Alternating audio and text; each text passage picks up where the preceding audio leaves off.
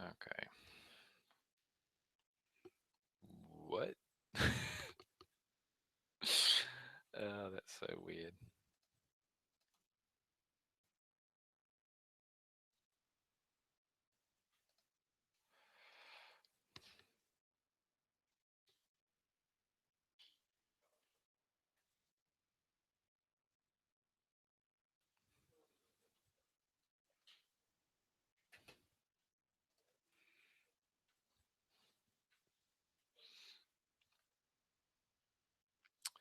I'll wait for some folks to turn up.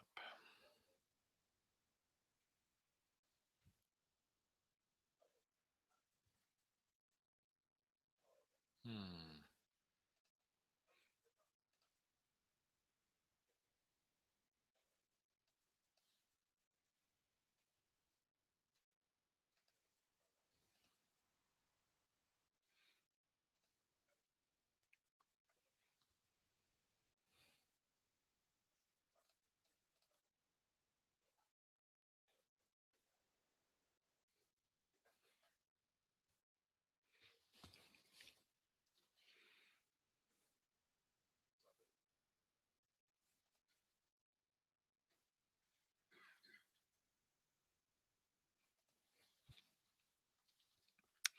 All right, let's have a look. So the general problem is I was looking at some response time information for Live ASP.NET, and this list of average server response time is a little polluted with file system access. It's serving static files. Now these top three usually come from the CDN, so this just must have been a blip when it kicked in and served it from the file system. But you can see these other ones, the vast majority, the slowest requests in my app are ones that have to serve static files, which is due to the way Azure App Service sets up applications using a remote drive to store everything in your application that's durable, which basically means everything in your application. And so I want to cache access to this stuff in my app, and I'd even like to pre-cache it such that when the app starts, I read everything in the www root, the web root for the ASP.NET Core app upfront, so that I don't start serving a request until I've basically scanned that folder and cache everything that I want to serve, so that this doesn't show up in here as my slowest request. So I'd rather see actual request in my application, not just static files in here. And I'd like to improve the time as well. So the way I'm going to do this is I'm going to wrap the cache, the web root file provider that is given to you by ASP.NET from my hosting environment. This is where, by default, the static files that you want your app to serve will be located, and by default, that's set to be the www root folder. The static files middleware will use this by default, but you can just override it. You can tell it to serve files from wherever you like, and you can have multiple ones of these in your application if you want to serve files from different locations for different URL paths. But in this case, what I want to do is very simple. I just want to ensure that rather than going through this directly, I want the static files to always be served from this new thing I created, which is called Cache File Provider. So I'm going to make this up as I go. So I've created that type, and I have to pass in the thing I want to wrap, and then I'm going to have to implement these methods down here. So we will see what this does. For this one, I think I can just pass through the call to the lower one. So that's these are the ones that I'm going to have to cache, obviously, right? So I only want to do those once. And this thing, I don't like this file name, so I'll do this. I'll do this. That's the base, and obviously I don't like this. This. All right. Yeah. So I've got to think about the best time to actually do this. This is probably going to be cached. I'm going to do this aggressive caching ahead of time during application startup. So I kind of want to do it in the constructor. Now I could choose instead to have a specific call on here, which might be a better way of doing this. So I say void cache or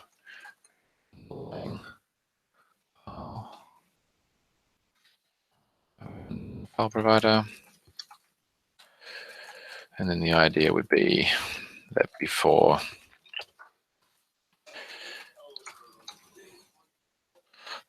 this, you would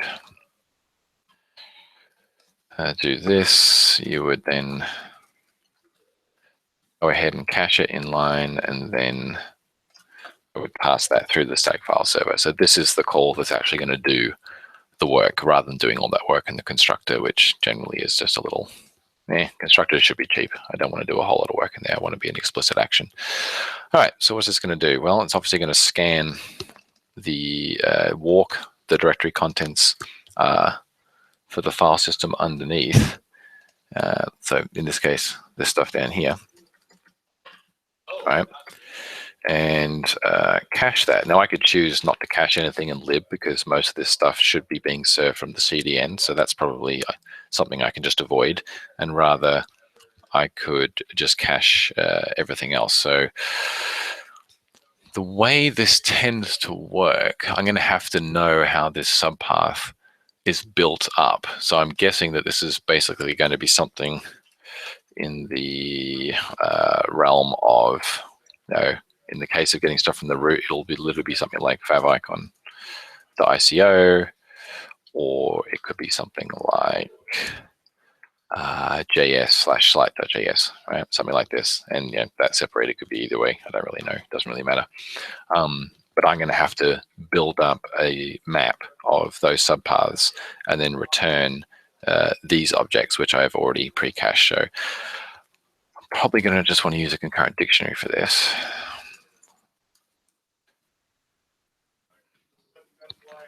A string to subpath, and then I'm going to need two. I'm going to need one for the directory contents and one for the file info. I could use one and just downcast them both to object, but that's a little nasty. So I'll use two. So I'll do one to I directory contents.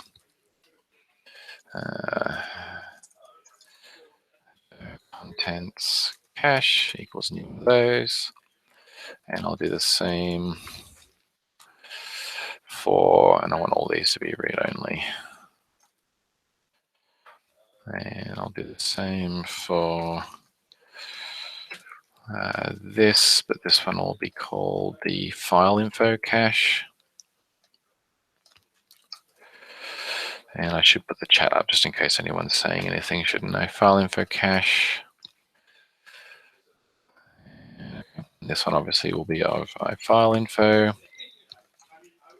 Okay. So I could make it simply cache them as they're read. And so, you wouldn't pay the cost of looking, only pay the cost of looking everything up from disk once until the app recycles. But I actually want to go ahead and aggressively cache this. So I should probably make this do both. Basically write these things out as if they're being called and doing it lazily, and then have this method which will forcibly go ahead and populate these two objects by scanning the file provider underneath it. So let's do the easy part first, which is this one. So which is just going to be easy. I could maybe even get away with doing this as one line. We'll see how we go.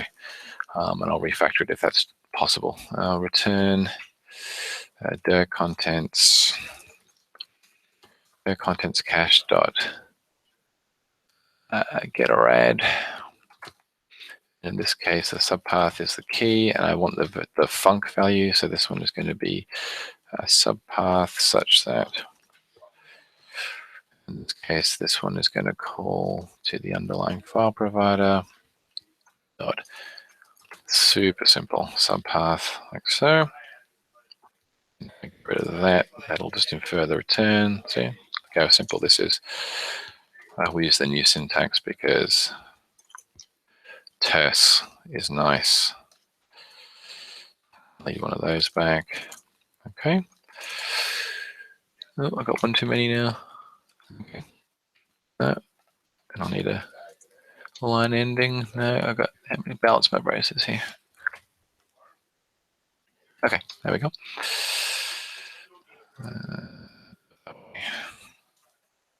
Okay, and then same again, but this time into the other cache. Okay. So now I'll only ever look up any of these things. Oops, wrong thing. Oh, no, that's right. I'll only ever look up these things once from the underlying file provider. Okay, file info. Okay, file info cache. Okay, good. Now, so that will, at least I could run this now on this local instance and just check that that means I'm only ever getting this delegate should only be executed once, no matter how many times. I shouldn't see a file read. That's a little more difficult to see, obviously, to ensure that I'm only actually reading the file. I guess I can just change a file. And if the contents don't get served, then I'll know. Yeah, because the stream is now, that's interesting. I'm not sure whether it's actually going to cache the stream, whether I have to use I might have to create my own thing of these that even caches the creation of the stream, because the rest of this is just metadata. In fact, that's going to be my guess, is that even if I cache the lookup to that, yes, I may have to aggressively create a read stream and then copy this into memory. Okay. I don't think we have something out of the box that does this. Let's just assume we don't. Okay, so let's create a class. Cached file info. File info. And underneath here, we will take the iFile info.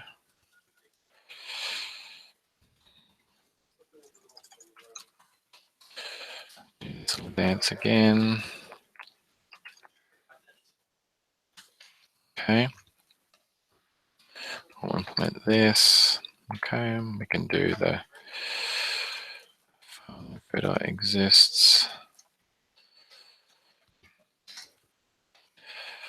File info dot is directory.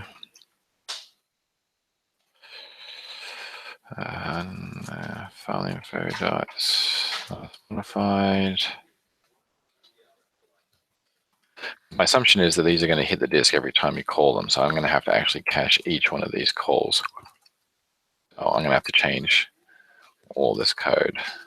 But, let's get the skeleton in place, and then we can actually observe what happens. File info dot path. File info dot create read stream. And then I need to actually stick these things in. So I will here new cached file info, wrap that. And obviously I'm going to have to do the same thing for the directory contents. I'm not quite as concerned about the directory contents. I don't think scanning is going to happen much. So let's see what happens here. Let me run this app.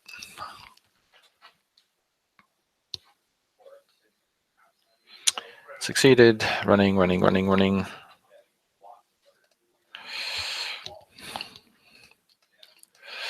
Okay. Okay, so, that ran, which is a good start. So let's put some breakpoints in here and actually observe this running. So there should only be a single instance that's running, so I kind of missed that boat. But each of these calls, and then specifically, we'll see these things. So if I refresh this, okay, so here we are, getting the site CSS file. F5, all right, so here's our file info. This is the site CSS file. It's, already exists, so I don't think that getter does a call. I mean, I'd have to actually go and look at the physical file info type, Microsoft Extensions file providers.physicalfile info. If I go to here. I think, yep, here. Physical file info we have here, which just takes a file info, which is the type in the BCL. So it's just delegating right through. Okay, so whatever caching it does or doesn't do, you can see that it's effectively just passing right through. So my guess is if I was to delete site.css afterwards, this probably would change. We'll see. So I have a lot of breakpoints. I'll turn all these off now. I don't need all these. We just need to demonstrate one. Okay. Let's go back here. Okay, so that obviously works. Let's go back to maybe this one. And I'll make this conditional. Where let's go file info dot name. Let's have a look. Yep, wrong one. Yep. So where file info name is equal to CSS. And I'll go back to the site, hit F5. Okay, so there's my breakpoint being hit. It's 3255. And there it is, site.css. And it's 3255. Okay, so we run that. And then if I'm to come back here and we make a change to that file, I'll just add some white space. Okay. So there. And we come back here, 3255, I think we said, right? Still 3255. So it hasn't updated. So it seems that that gets read once. It seems that it gets read once and then sent. So if I was to add something in here, like a comment, something we can observe in the browser. So let's come back in here and we'll do changed. Okay. And then if we go back to the browser and I bring up the F12, the browser tools, and I look at, whoa, come back here and look at the sources. There's my CSS, there's my site CSS. Okay, so there it is there. If I come back here and I change this to, again, and I hit F5, and then we unblock it. This has changed again. Now, interestingly, I don't think the length changed, right? So if I refresh this, it still says 3255. That is interesting that that's not changing. I wonder, because that file is obviously longer than that now because I've like added content to it. If we go over here and we do this,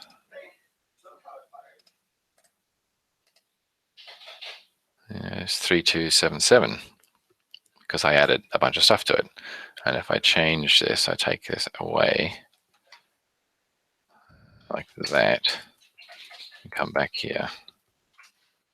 You look at that again. 325, no, I added 4 spaces, these 4 spaces. Yeah, so it is actually already caching the metadata, which is interesting. It's just not caching the, there's 3255, it's not caching the content. Not sure if that's a bug or by design. Let's have a look. And the same file info object is obviously being passed in every time. The question is, does the physical file provider keep a list of those things? This thing here, it does do a watcher. So in theory, it should be, if it is caching it, it would be invalidating it. But if we have a look here, okay, so watcher, get full path, watcher private stuff, get file info. Okay, blah, blah, blah. Yeah, it just creates a new file info every single time it's called using new file info from the full path. That's interesting. Looks like some caching's happening under the covers here, which is interesting to see. All right, so let's ignore that for the moment, because the thing we really care about, well, it does raise a point, because what is the server telling the client in terms of the file size? So it should be back to what it was before, 3255, all right? And sure enough, my content's gone. But if I go back to the browser, go back to here, and I say this will be longer now, save that. If we look at the requests, yeah, well, I'm going to have to do that again.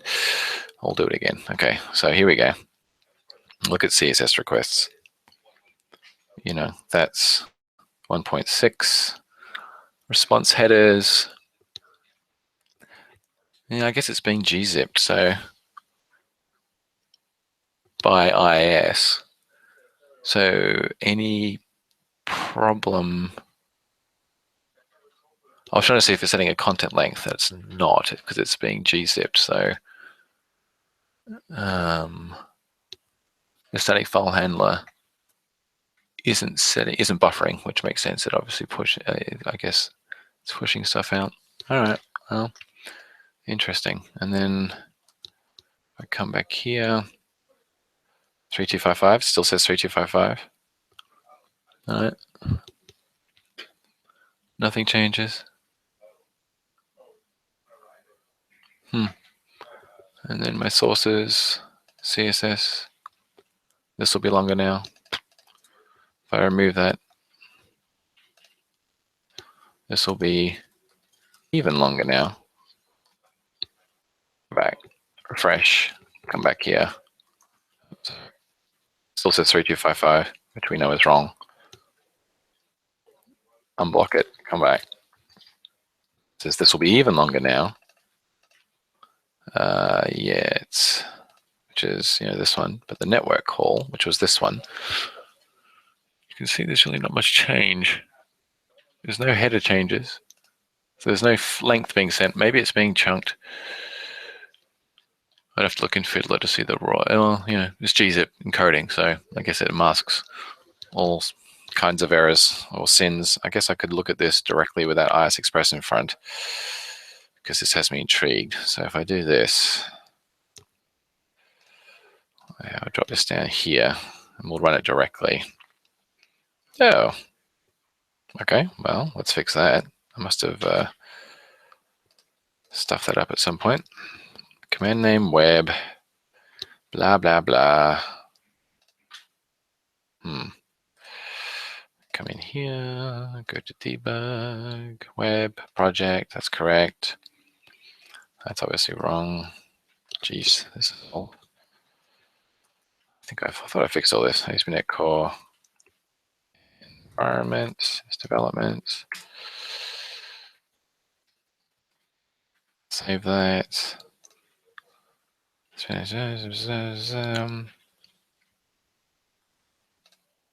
Command web specified as the debugger does not exist. That's because it thinks it's a command name. That's not what it should be. So if I delete that one, which didn't do anything, save it maybe. There we go. Okay, so now it's gone. And then I add a new one. Say ASP.NET. I do this. I say project. I say save. Ah, that's better. Command name project. And then I run that one. There we go. And now it's running. Okay, so now it's on port 5000. If I come back here, oh, this will be interesting because I've got auto redirect on, so I'm not quite sure what this will do. Oh, look. Breakpoint. Nope. Something's happening. Oh, it loaded. Okay. Well, that's good. Okay, let's go back. I didn't see breakpoint get hit? Probably because I'm attached to the wrong process. No, I'm not attached. That's weird. Okay, what did I do wrong there? Okay. Let's try this. Run that. Yeah, okay. So that worked. Okay. Go back to the browser. 5. And no breakpoint being hit. Well, that's intriguing. Let's have a look again. Huh. I don't know what's going on there. Serving from here. Yeah, it says production. That's not right. Correctly. Obviously, I did something wrong. Down, shut down, shut down. Go back here. Oh, because I forgot to add this back in. Okay. Environment. Element. Okay. Now let's run that. Okay, so there's the first one. Physical file provider pointed at www.root. That's good. Run that. Now I'm running under development. That's good. Go back to the app. F5. Still didn't hit my breakpoint, did it? Oh, there we go. Okay, so creates a cached file info. Okay, makes sense. Okay. All right. Oh, look at that. I broke static files. Yeah. Okay, libbootstrap map file. All right. Oh, I made this conditional, didn't I? Interesting. So why is it never loading site.css now? Let's have a look. Let's turn this off. Let's clear. Let's do this. Some path css.map, and then it doesn't load anything else. Okay. Okay, don't care about that. What's my logs telling me here? As usual, spend more time faffing about than actually coding. Okay, site.css looks correct. Oh, from disk cache. Well, that'll do it. Wonder why I decided to go from cache. Probably the E tag on the last modified. Okay. That's interesting. So we'll force a refresh. Now we're getting more paths. There we go. There we go. Yep.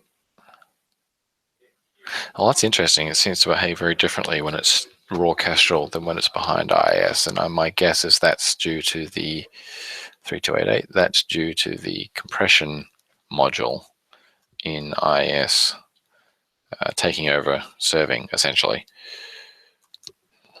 It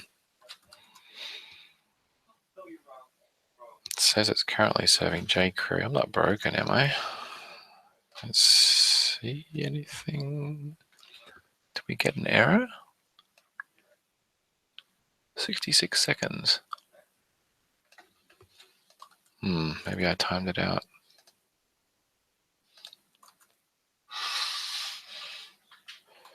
Ew. Looks a bit broken now, doesn't it? Oh, I clicked on something. Not what I wanted to do. Close that. Pause that. Let's go back to here. Go back to here. Still no breakpoints hit. Seems my app has gotten to a unhappy state. Okay, I'm just going to give up on that. See if I can hit it with a fresh tab. Oh, it really does seem unhappy. Okay, let's stop it. Okay.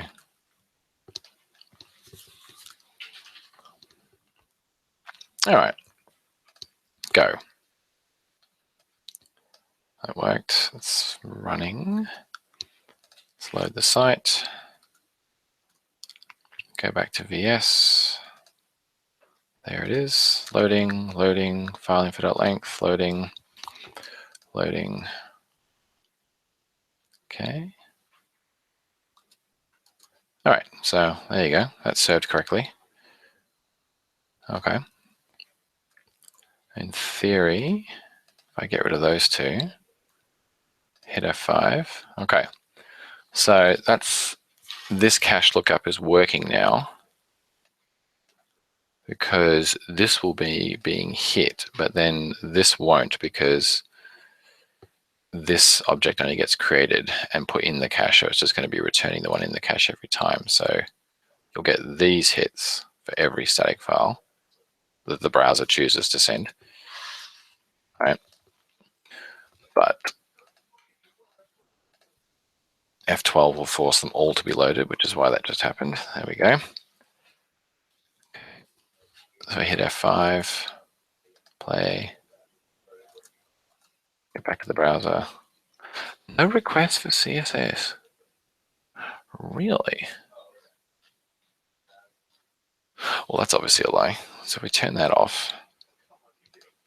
Hit F5, go, go, go, go, go, go.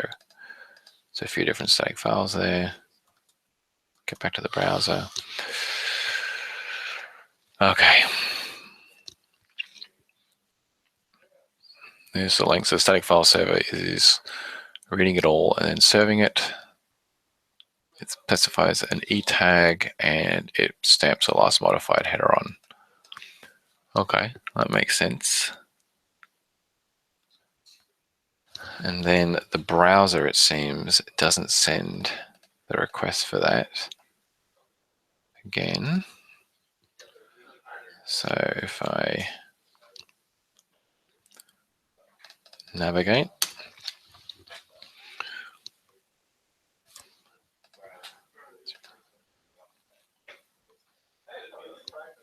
I did that time. Okay, so it did send the request. That's good. Maybe. Did it not? Oh, no, from disk cache. Okay, it didn't. All right. So the browser is caching it. I'm assuming, not that one. I'm assuming it's being cached due to,